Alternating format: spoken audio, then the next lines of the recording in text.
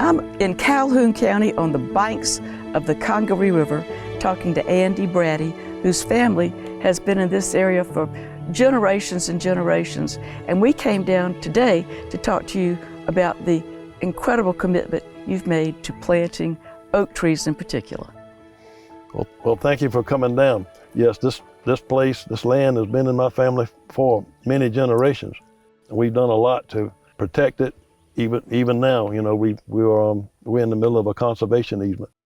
This property down here is just fascinating in that the soil is very rich because when the river floods, all this wonderful silt is deposited.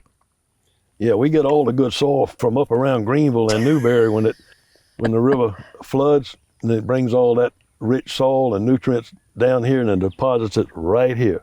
And y'all used to have just kind of a whatever came up forest down here, and I think it was after Hugo that there was a real change in what you wanted to do with it.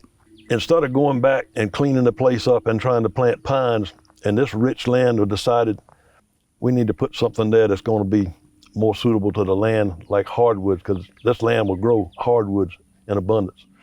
And also, the ones that you've selected, I think, are incredibly good for the ecosystem around here. The one I really like is the swamp chestnut. That's one of my favorite trees, that and a ball cypress. Yeah, they are beautiful. And a red mulberry. That's true. And so the nice thing about these trees is they have a big old acorn. And who all eats that acorn?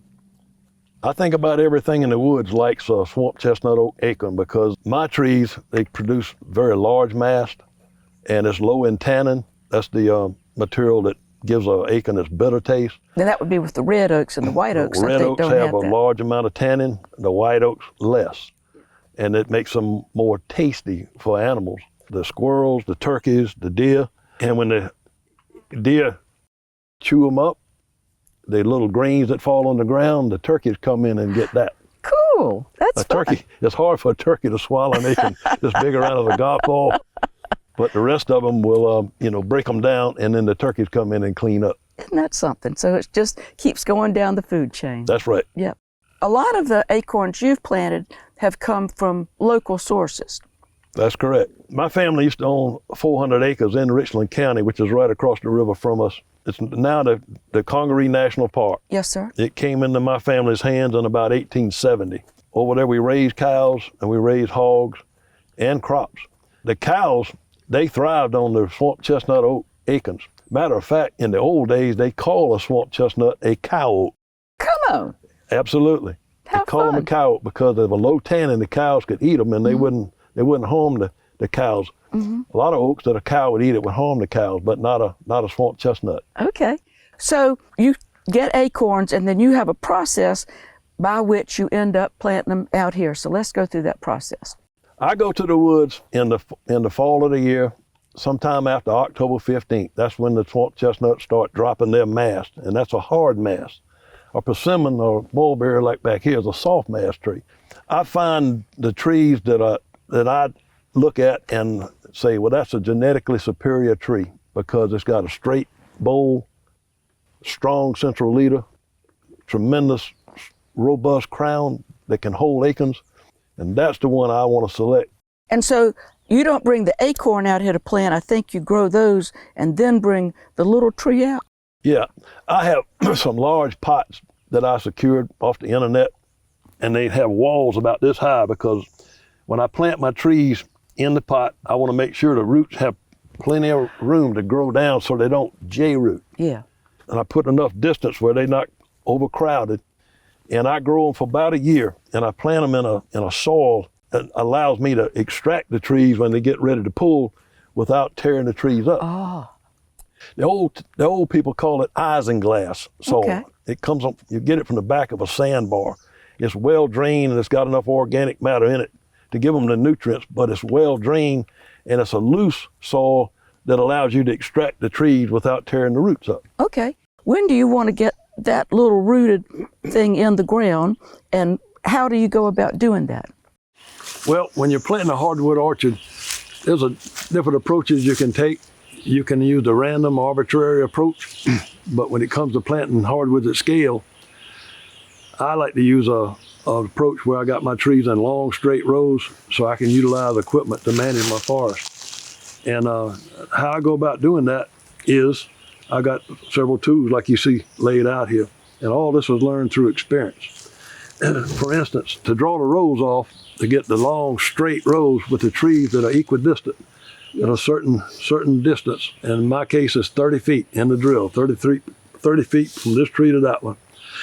I use of all things, electrical wire I like to put around a horse pen. And this wire is heavy, it's robust, it's got stainless steel braiding in a poly cord. And when you stretch the wire out for sometimes hundreds of yards and you pull it really taut, a string would pop. It couldn't stand that type force. And if the wind is blowing, it won't stay straight. It'll whip one way or the other, and you can't get a straight row. But this material is heavy enough to it'll withstand wind. And when you get it taut and straight, you lay it on the ground, and then you use this material. It's nothing but garden. You can get it from a garden house, dolomitic lime. You put it on the string, on the ground. You drop a pinch of it right where you want your tree to go. You get your toe, you put right there on the mark, and you walk 10 steps as wide as you can walk, and that's about 30 feet. Okay. And then when you walk 10 steps, you put the next drop of dolomitic lime at the end of your toe, and that's your second tree, and your third, and your fourth, and so forth and so on until you get the whole row done. Okay. And then, since you got it all laid out, you get the drill. I got an arbor here I made with a spool with the wire roll up, and you wind it up real fast so it doesn't take you all day. And then you're left with dolomitic limestone marks in a straight line.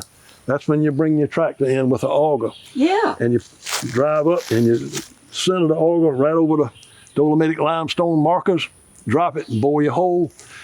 Next one, bore your hole. Next one, bore your hole. Don't have to get off the tractor. So now you got all your holes. Okay. All your holes dug. And then you come back with your seedlings, and you got your seedlings in a bag. It's impervious to sunlight getting through it, because you want to protect the roots from wind and from the ultraviolet rays of the sun. So you take your bag, you pull one seedling out, you put your back turned to the sun so that the sun doesn't hit the roots. You got your back turned to it, put the tree in the hole, kick some dirt in it, and then you use this, I call it a packer. The packer is made out of conduit, it's light, it's got a ball bearing, a large machine ball bearing welded to the pipe. And that spherical form there allows you to pack the roots of the tree without damaging the tree roots. That spherical form will slide past the roots without harming or damaging them. Mm-hmm. If you use a flat washer or something flat with a radical edge, it would cut the roots, which would eventually stress the tree, which is one more thing that might lead to it not making it. Next thing you have to do is apply your stake. Yes. You got the tree in the hole, it's tamped, it's packed right. Yep. And this is a 1x2 stake. Put it down and you put it on the side of the tree that's away from the sun. So you want the sun, in other words, you don't want the light from the sun to cast a shadow on the tree. So you look, see where the sun rises, God. And you put the stake on the opposite side so the tree gets sun all day long.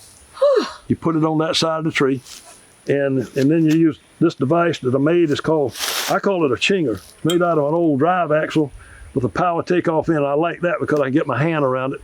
And I got some hand holes on the side, and it's not real tall, and it's not real short, and it's just the right weight to get that stick in the ground with no problem.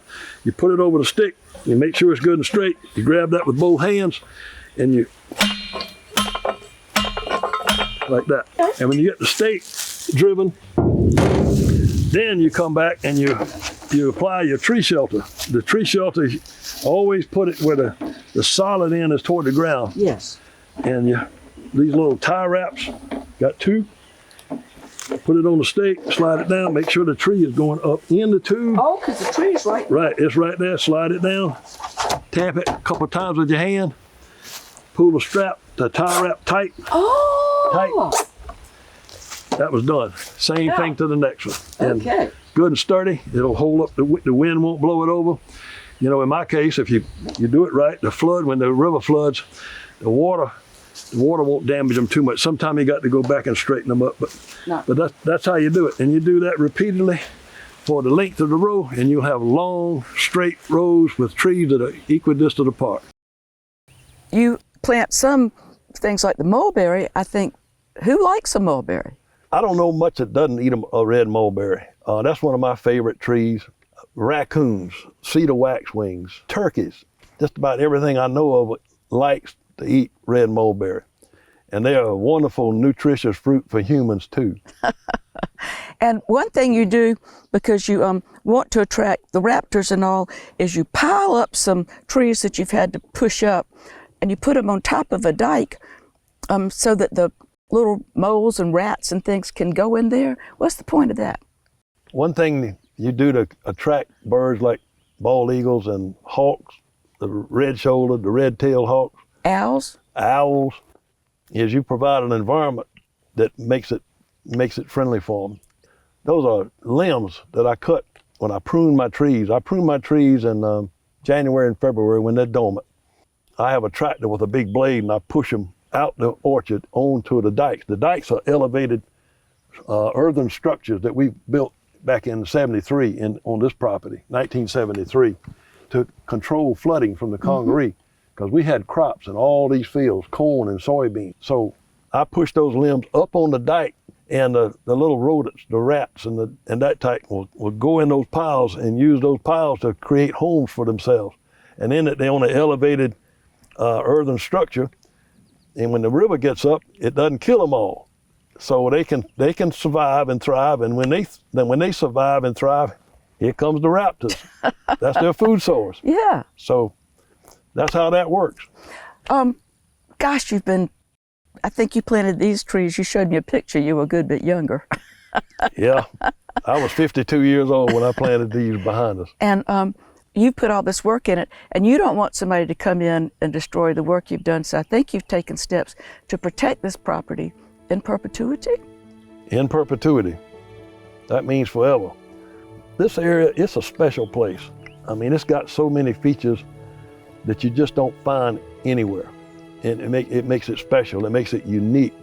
So, one thing that will destroy that is too much human incursion.